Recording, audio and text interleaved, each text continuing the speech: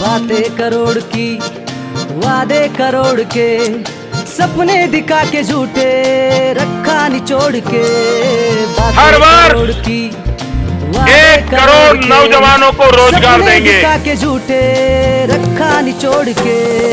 बहकाओ मत हमें मुद्दों को मोड़ के, घर बैठ जाओ रे सरकार छोड़ के।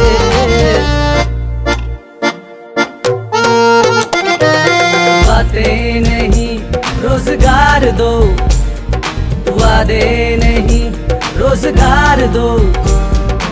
50,000 करोड़ की ज्यादा करो, 80,000 करोड़ की ज्यादा करो, 90,000 करोड़ की ज्यादा करो। दिल्ली सरकार 1.25 लाख करोड़ रुपए का पैकेज देगी। 1.25 लाख करोड़ रुपया। ना काम मिला ना दाम मिला, जनता के वोट का ये इनाम मिला। ना काम मिला ना दाम मिला, जनता के वोट का ये इनाम मिला। जीएसटी हो या हो नोटबंदी, लॉकडाउन हो या हो आर्थिक मंदी, हर कोई यहाँ परेशान मिला। अरे अखबारों में झूठा ना प्रचार दो, बातें नहीं रोजगार दो, वादे नहीं रोजगार दो, झांसे नहीं रोजगार दो। अरे झूठे जुमले हमको ना सरकार दो।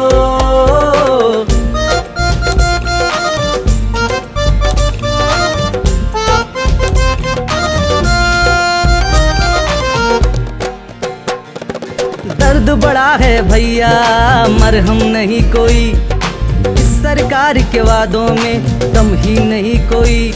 और दर्द बड़ा है भैया मरहम नहीं कोई, इस सरकार के वादों में दम ही नहीं कोई। ये झूठ बोल कर सत्ता चलाते हैं, खाकर गरीब का अंगूठा दिखाते हैं। अरे अब तो हमको जीने का अधिकार दो, बातें नहीं रोजगार दो, वादे नहीं रोजगार दो, झांसे नहीं रोजगार दो। अरे झूठे जुमले हमको ना सरकार दो। भाई और बहनों नमस्कार। जब नरेंद्र मोदी प्रधानमंत्री बने थे, उन्होंने देश के युवाओं से वायदा किया था कि 2 करोड़ युवाओं को वो रोजगार दिलाएंगे हर साल। बहुत बड़ा सपना दिया, सच्चाई निकली। 14 करोड़ लोगों को नरेंद्र मोदी जी की पॉलिसीज ने बेरोजगार बना दिया। ये क्यों हुआ? गलत पॉलिसीज के कारण। नोटबंदी, गलत जीएसटी और फिर लॉकडाउन। इन 3 कदमों ने हिंदुस्तान के स्ट्रक्चर, इकोनॉमिक स्ट्रक्चर को खत्म कर दिया है, नष्ट कर दिया है। और अब सच्चाई ये है कि हिंदुस्तान अपने युवाओं को रोजगार नहीं दे सकता है। इसीलिए यूथ कांग्रेस जमीन पर उतर गई। और मुझे बहुत खुशी है कि इस मुद्दे को यूथ कांग्रेस हर कस्बे में, सड़कों पे उठाएगी और पूरे दम से इस मुद्दे को उठाने जा रही है। रोजगार 2 प्रोग्राम से आप सब जुड़िए और यूथ कांग्रेस के साथ मिलकर देश की युवाओं को रोजगार दिलवाइए। कितना वीरान ये चमन कर दिया, हमने किसके हवाले ये वतन कर दिया। लोकतंत्र में सबसे पवित्र स्थान होता है सत्ता से सवाल पूछने का, संसद। लेकिन मोदी सरकार ने संसद में क्वेश्चन आवर बैन कर दिया है और आईवाईसी डिजिटल क्वेश्चन आवर इसीलिए लेकर आया है। मैं मलिक जावेद अंसारी, राष्ट्रीय मीडिया पैनलिस्ट, आपके बीच इस कार्यक्रम को प्रस्तुत करने जा रहा हूं। बेरोजगारी का पतझड़ हमने तुम्हारे शहरों में भी देखा है। लाखों बेरोजगार बिखरे पड़े हैं सूखे पत्तों की तरह।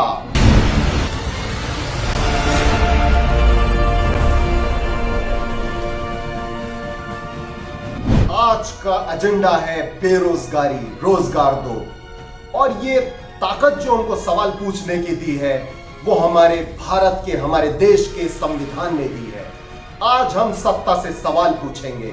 एक वक्त था जब भारत के पूर्व प्रधानमंत्री पंडित जवाहरलाल नेहरू का जन्मदिन बाल दिवस के रूप में मनाया जाता था, और आज हमारे देश के जो मौजूदा प्रधानमंत्री हैं नरेंद्र मोदी जी, उनका जन्मदिन बेरोजगार दिवस के रूप में मनाया जा रहा है। साथियों, 35 लाख लोगों से ज्यादा लोगों ने ट्वीट कर यह दिवस बेरोजगार दिवस मनाया। छात्रों की मांग है कि सरकार रोजगार के अवसर मुहैया करवाए और जल्द से जल्द प्रतियोगी परीक्षाएं करवाई जाए।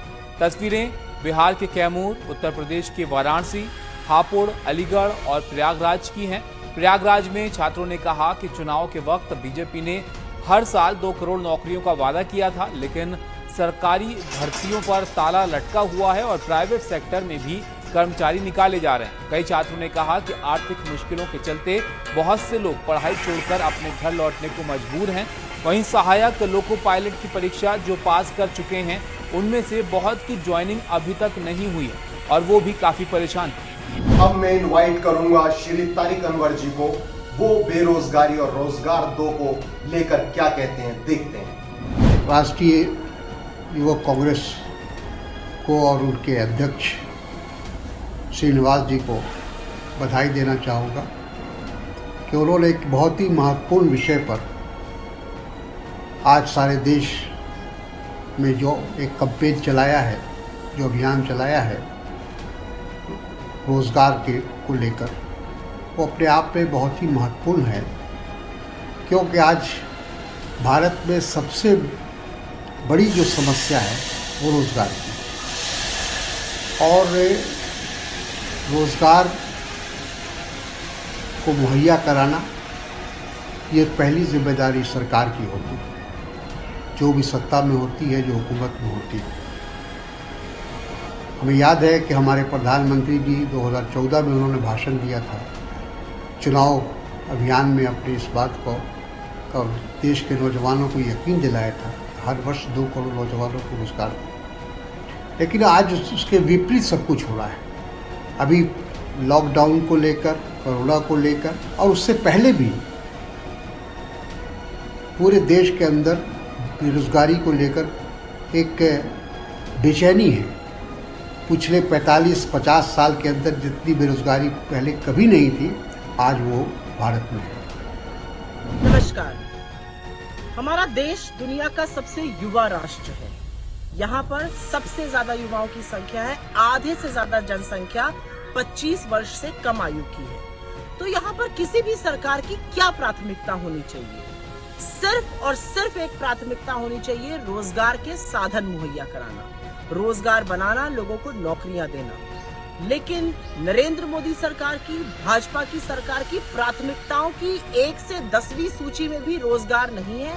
और इसीलिए आज इस युवा राष्ट्र की, आज हमारे युवा राष्ट्र में इतनी भयावह स्थिति पैदा हो गई है कि इतने युवा होने के बावजूद लोगों की नौकरियां चली गई हैं, लोगों के पास नौकरी का साधन नहीं है। कोरोना के चलते जो लॉकडाउन हुआ, जो कुप्रबंधन हुआ, उसके चलते करीब करीब 12 करोड़ लोगों की नौकरियां गई। कोरोना के पहले भी ये स्थिति भयावह थी। 45 साल में सबसे ज्यादा बेरोजगारी आज देश में है।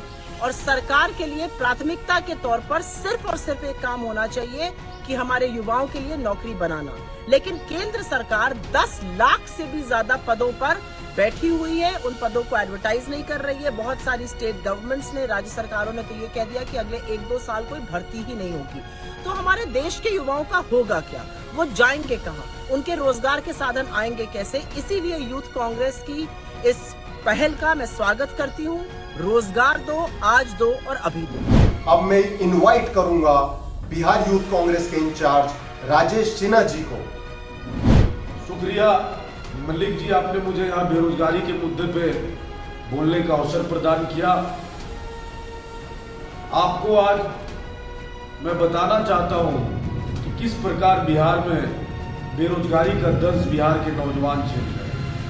CMI की रिपोर्ट है कि 46.6% रिकॉर्ड तोड़ बिहार में साथियों अभी के समय में बेरोजगारी है। 5 लाख बिहार में सरकारी पद रिक्त पड़े हुए हैं, जिसमें 3 लाख शिक्षकों के सरकारी पद रिक्त पड़े हुए हैं साथियों। लगभग 60,000 पद पुलिस विभाग के रिक्त पड़े हुए हैं। 50,000 पद अस्पतालों में सरकारी नर्सों का और डॉक्टर्सों का पद रिक्त पड़ा हुआ है। लेकिन ये नीतीश कुमार की सरकार जो सरकारी पद है उस पे तो भर्तियां कराने में असफल हो रही है। क्या ये नए नौजवानों को रोजगार दे पाएगी? आपको मैं बताना चाहता हूं, बिहार लोक सेवा आयोग का परीक्षा बिहार में 3 साल पर पहले 2017 में हुआ और 2017 में होने के बाद आज 2020 आ गया है। दुर्भाग्य की बात है कि अब तक बिहार लोक सेवा आयोग का परीक्षा फल का रिजल्ट घोषणा नहीं किया गया। जब छात्र अपनी रिजल्ट की घोषणा की मांग कर रहे हैं तो ये तानाशाही नीतीश कुमार की सरकार उनको जेल भेजने का काम को कर रहे हैं, उनके ऊपर लाठियां बरसाने का काम को कर रहे हैं। बिहार का नौजवान आज के समय में साथियों, पढ़ा लिखा नौजवान चौक चौराहों पे लिट्टी का ठेला लगा रहा है, चौक चौराहों पे समोसे बेच रहा है। इसे अगर आत्मनिर्भर कहते हैं देश के प्रधानमंत्री नरेंद्र मोदी जी और बिहार के मुख्यमंत्री नीतीश कुमार जी, तो मैं आपके माध्यम से बोलता हूं, शर्म आनी चाहिए आपको। साथियों, बिहार के मुख्यमंत्री नीतीश कुमार जी और 15 वर्षों से इनके सहभागी रहे भारतीय जनता पार्टी सुशील मोदी जी, इन दोनों ने मिलकर बिहार के नौजवानों के भविष्य के साथ खिलवाड़ करने का कार्य को किया है। बिहार का नौजवान आज के समय में रोजगार के लिए दर दर भटक रहा है। आप देख रहे हैं कि दुर्भाग्य की बात है, आज के समय में बिहार का नौजवान साथियों आत्महत्या करने के लिए भी मजबूर हो चुका है। मैं आपको और क्या बताऊं, समय बहुत कम है। आपने मुझे आज यहाँ बोलने का मौका दिया, बहुत बहुत धन्यवाद। जय हिंद। थैंक यू राजेश सिन्हा जी, आप हमेशा युवाओं की आवाज उठाते हैं। अब मैं इनवाइट करूंगा बिहार यूथ कांग्रेस के प्रदेश अध्यक्ष की, वो पूरे प्रदेश में बेरोजगारी को लेकर और रोजगार 2 की मुहिम को आगे बढ़ाते हुए पद यात्रा कर रहे हैं, गुंजन पटेल जी। आज हम लोगों ने रोजगार 2 पद यात्रा के तीसरे दिन का समापन किया। 17 सितंबर को नरेंद्र मोदी जी के जन्म दिवस के दिन हम लोगों ने राष्ट्रीय बेरोजगार दिवस के रूप में मनाने का फैसला लिया था। इस मौके पर बिहार के विभिन्न जिलों में जिला मुख्यालयों पर पद यात्रा निकाली गई थी। इसी क्रम में आज हमारे पद यात्रा का तीसरा दिन है। हम लोग गली गली घूम रहे हैं और युवाओं से संवाद स्थापित कर रहे हैं। युवाओं में खासा आक्रोश और रोष देखने को मिल रहा है। और खास कर अगर मैं बिहार की बात करूं तो यहाँ पर 5 लाख सरकारी पद रिक्त हैं। शिक्षक के करीब 3 लाख पद, पुलिसकर्मियों के 50,000 पद, डॉक्टरों, नर्सेज, इंजीनियर्स, लाइब्रेरियंस, BPSC के असिस्टेंट इंजीनियर्स, BSSC के छात्र, TET, STET के छात्र, सभी लोग परेशान हैं। दूसरी ओर नरेंद्र मोदी जी की और राज्य सरकार की, नीतीश कुमार की डबल इंजन सरकार की गलत नीतियों के कारण जिस तरह से स्मॉल कैप और मीडियम कैप इंडस्ट्रीज का गला घोट दिया गया, रोजगार को मानो जड़ से ही खत्म कर दिया। और तो और जो अनऑर्गेनाइज सेक्टर्स के जो फैक्ट्रीज थे उनको बढ़ावा नहीं देकर के चंद बड़े पूंजीपतियों को बढ़ावा दिया गया, जिसके कारण जो रोजगार के जो अवसर थे पूरी तरह से खत्म हो गए। आंकड़े बताते हैं कि देश में करीब 30 करोड़ लोग बेरोजगार हैं और जहां 2 करोड़ प्रतिवर्ष रोजगार देने का वादा था, लगभग 12 करोड़ रोजगार चले गए। बिहार में तो बेरोजगारी अपने 40.6% के रिकॉर्ड स्तर पर पहुंच चुकी है। लोग खासे परेशान हैं और हमारे पद यात्राओं के दौरान हम लोगों ने देखा कि वह काफ़ी आक्रोश में है। और इस आक्रोश को देख करके मुझे डर लग रहा है कि कहीं ऐसा आंदोलन न हो जाए जो आज़ादी के समय में छिड़ा। और मैं इस वीडियो के माध्यम से जावेद जी को कहना चाहता हूं, उनको बधाई देना चाहता हूं कि आपने बहुत अच्छी मुहिम छेड़ी है और आपके इस मुहिम में बिहार का एक एक युवा आपके साथ है। और जो मैं संभावनाएं देख रहा हूं आने वाले समय में, जो परिणाम आने वाले हैं, जो विधानसभा बिहार में आगामी चुनाव होने वाला है, लोग के आक्रोश और युवाओं के आक्रोश को देख करके एक बात मैं कह सकता हूं कि जो परिवर्तन है वो निश्चित है। बहुत बहुत धन्यवाद। थैंक यू गुंजन पटेल जी। अब मैं बिहार के कुछ युवाओं को, जो छात्र हैं या युवा नेता हैं, उनको बुलाना चाहूंगा ताकि वो अपनी बात बेरोजगारी के खिलाफ रख सकें। सबसे पहले मैं इनवाइट करता हूं निशांत मिश्रा जी को। धन्यवाद मलिक जी। बिहार में बहार है और ऐसी कई नारों से यहाँ का हर एक नागरिक अब तंग आ चुका है। बिहार में बहार है, इसकी कुछ ताज़ा आंकड़े मैं आपको बताना चाहूँगा कि इस वक्त बिहार में करीब 3 लाख शिक्षकों के पद खाली हैं। बिहार पुलिस में करीब 50,000 पद खाली है, डॉक्टरों के करीब 10,000 पद खाली है, BSSC की बहाली करीब 6 साल से नहीं हुई है और BPSC सहायक इंजीनियर की परीक्षा करीब 3 साल से नहीं ली गई है। ये किस प्रकार की बहार की बात आप करते हैं? जिस मिट्टी से बड़े बड़े लोगों ने जन्म लिया और जिनका लोहा सिर्फ इस शहर ने नहीं, इस देश ने नहीं, बल्कि पूरे विश्व ने माना, आज वहाँ का एक बच्चा, वहाँ का एक युवा, वहाँ का एक नागरिक अपनी रोज़मर्रा की ज़रूरतों को पूरा करते करते दम तोड़ दे रहा है। और ये सब सिर्फ बेरोज़गारी की वजह से हो रहा है, जो कि इस भ्रष्ट सरकार की देन है। और जब यहाँ से लोग भेड़ बकरियों की समान पलायन करते हैं और शहरों में नौकरी खोजने के लिए जाते हैं, तो उन्हें कई अनिश्चितताओं का सामना करना पड़ता है और तब परिस्थिति कुछ ऐसी हो जाती है कि आगे खुआ पीछे खाई, जाएं तो जाएं कहाँ भाई। और इन अनिश्चितताओं के बीच लाचारी के साथ लोग तंग हो जाते हैं। एक बिहारी तंग हो जाता है बेरोजगारी की वजह से। क्या एक बिहारी की किस्मत में सिर्फ यही लिखा है? एक छोटा बच्चा, एक 18 वर्ष का बच्चा जिसके कोमल हाथ है, जिनका दिमाग इस देश को, इस शहर को आगे बढ़ाने के लिए बना है, वो ईंट पत्थर उठाने में खुरदुरे कर दिए जाते हैं। क्या यही एक बिहारी की किस्मत में लिखा है? क्या यही हम सब बेरोजगार में जन्म लेके बेरोजगारी में मरने के लिए जन्म लिए हैं? मैं आपसे कहना चाहूँगा कि बिहार में तब तक बहार नहीं है जब तक यहाँ बेरोजगारी है। अरे सूट बूट आटाई लगा के, सूट बूट आटाई लगा के, बबरी टेवा तानी हालो हालो हालो दिल्ली सरकार, बिहार से बेरोजगार बोलतानी, यूपी से बेरोजगार बोलतानी।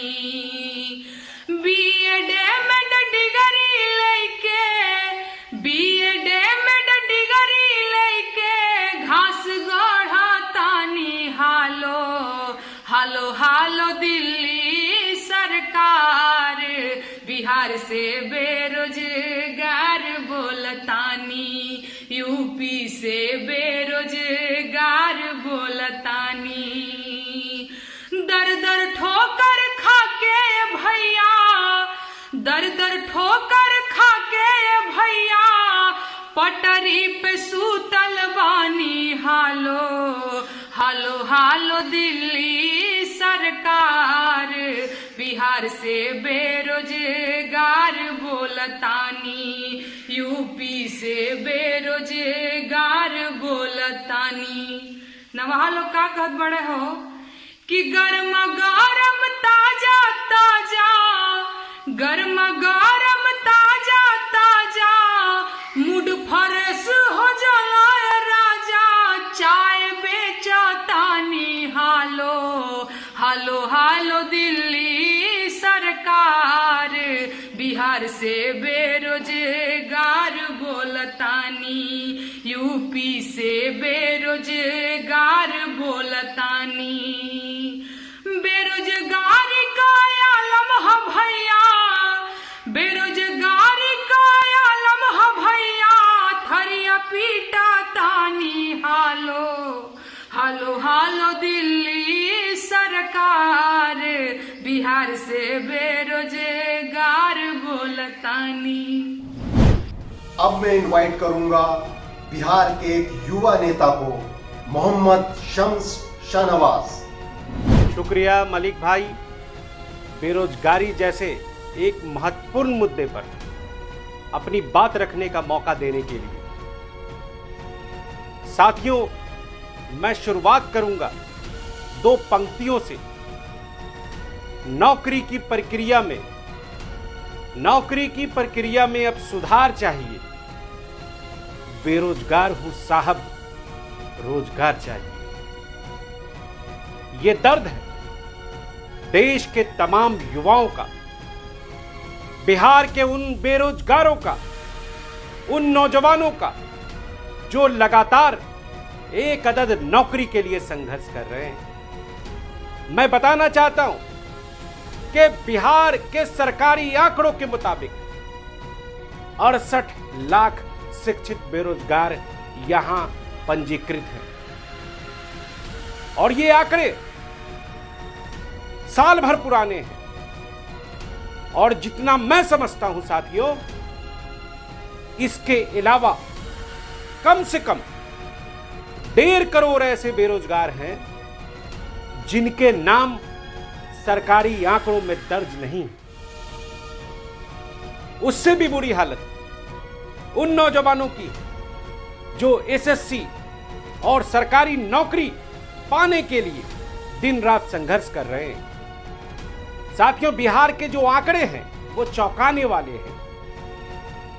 5 लाख सरकारी पद खाली हैं और अफसोस की बात यह है कि जो सरकार ये दावा करती थी कि हम इन्वेस्टमेंट लाएंगे, हम औद्योगिकीकरण करेंगे और हम बिहार के अंदर रोजगार का सृजन करेंगे, आज 15 साल बीत जाने के बावजूद नीतीश कुमार एक भी नया उद्योग खोल पाने में नाकाम साबित हुए हैं।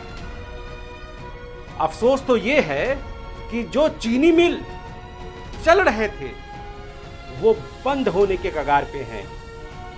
बिहार के सीतामढ़ी के एकमात्र चीनी मिल रीगा शुगर फैक्ट्री की हालत यह है कि वो कभी भी तालाबंदी का शिकार हो सकता है, लेकिन सरकार की कोई दिलचस्पी नहीं है। दरअसल चाहे केंद्र की मोदी सरकार हो या बिहार की नीतीश सरकार, इनको सिर्फ अपना चेहरा चमकाने की पड़ी है। और यही वजह है कि जो केंद्र की सरकार 2 करोड़ रोजगार देने का दम भरने कर वादा कर सत्ता में आई थी, आज उस सरकार ने बेरोजगारी के सारे रिकॉर्ड तोड़ दिए हैं। यह शर्म आती है ऐसी सरकारों पर और ऐसे हमारे देश के मुखिया पर जो हर मुद्दे पे तो बात करते हैं लेकिन नौजवानों को रोजगार देने की बात नहीं करते। सबका साथ सबका विकास, जब वोट लेना हो तो युवाओं को रोजगार देने की बात करिए और जब चुनाव बीत जाए, सरकार बन जाए, तो जब विकास और रोजगार की बात हो तो युवाओं को आत्मनिर्भर बनने की बात कह दीजिए। सिर्फ और सिर्फ जुमलेबाजी है जिसे देश बर्दाश्त नहीं करेगा, देश का युवा बर्दाश्त नहीं करेगा। अब हमें रोजगार चाहिए, हर हाथ को काम चाहिए और हर व्यक्ति को नौकरी चाहिए। यही मांग इस देश के युवा कर रहे हैं। साथियों, जय युवा, जय बिहार। अब मैं इनवाइट करूंगा श्री कृष्णा हरि जी को। धन्यवाद मलिक जी।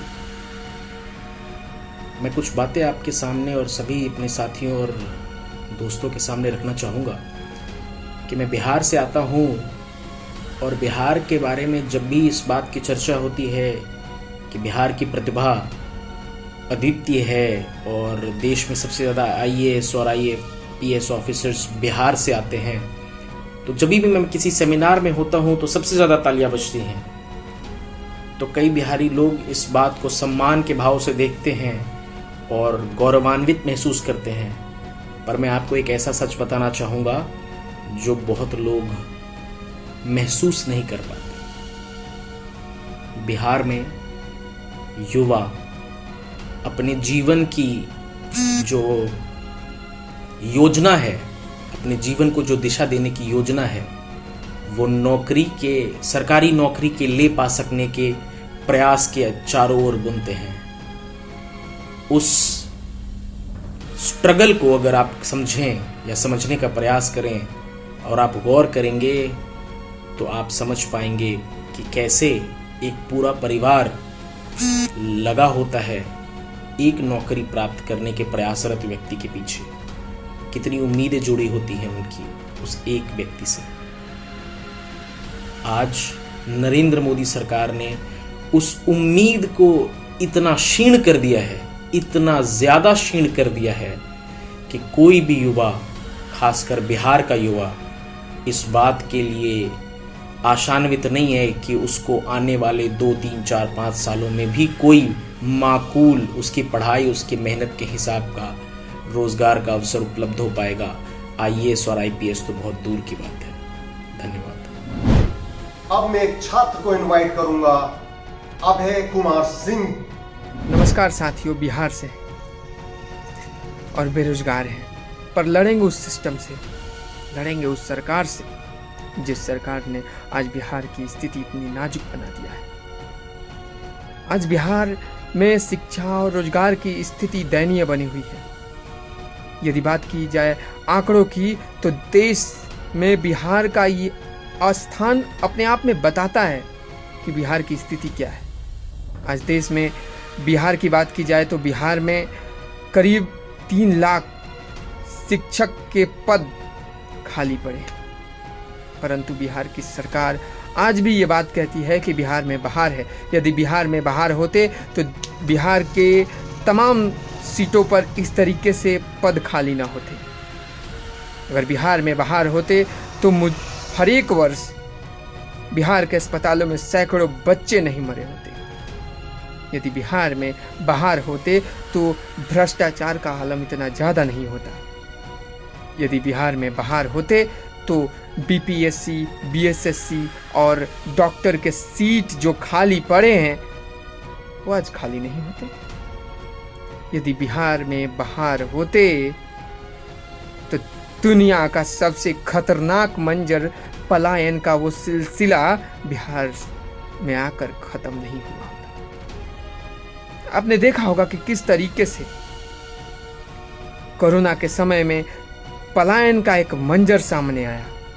शायद आज़ादी के बाद यह पहला समय था जब भारत में एक ऐसी स्थिति उत्पन्न हो गई मानो कि देश बंटवारे की ओर अग्रसर हो रहा था। लोग एक स्थान से दूसरे स्थान भागे जा रहे थे क्योंकि लोगों के पास आवश्यकता की चीजें नहीं थी। लोग मजबूर थे, वे सब बिहारी थे, क्योंकि इस बिहार की सरकार को अपने लोगों से कोई मतलब नहीं है। उन्हें तो मतलब है बिहार की सत्ता से, उन्हें तो मतलब है अपने जीने तक ऐशो आराम से।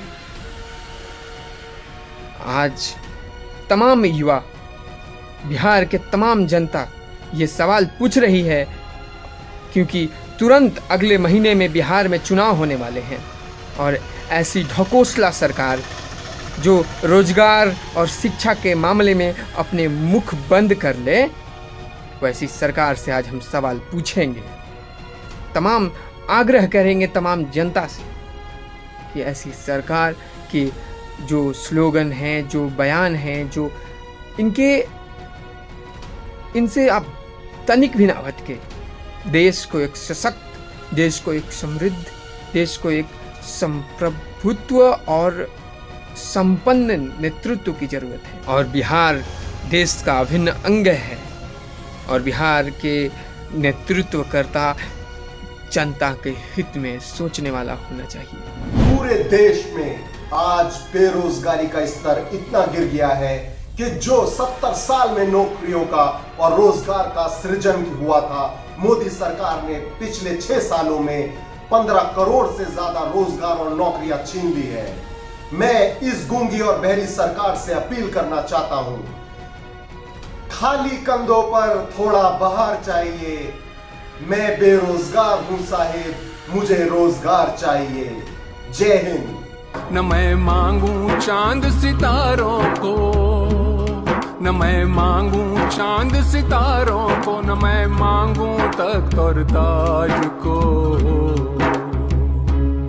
मैं भारत का रहने वाला हूँ, मुझे रोटी दो रोजगार दो, मुझे रोटी दो रोजगार दो।